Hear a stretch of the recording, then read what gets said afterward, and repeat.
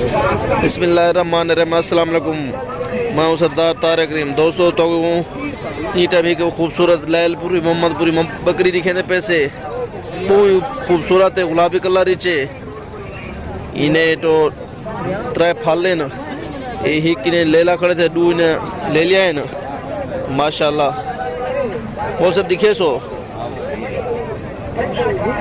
ऐसी ये लेला है सही ये ले लिए पूछ देखो सही डूंदी चिगिरे की यार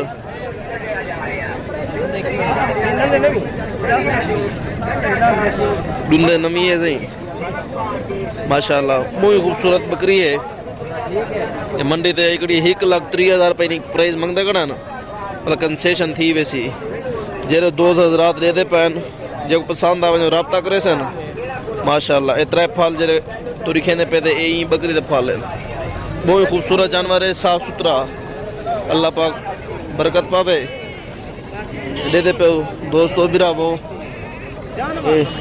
नकोड़ को वड्डे कान ने माशाल्लाह गुलाबी कलर चे बेहतरीन ज़बरदस्त। जरा सजन दोस्त बिरा घिनर चावे जो पसंद आवे उसको जरूर दसे सर। लंबी बकरी है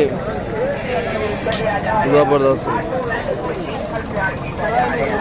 ये लेला है सही ये थोड़ा कलर लेला है बाकी ये ले लिए हिग ले ली परो खड़ी सी ये दे दे पे ठीक है जरूर सगुड़ से सो ये बकरी किमें लगी दोस्त फिर हमें को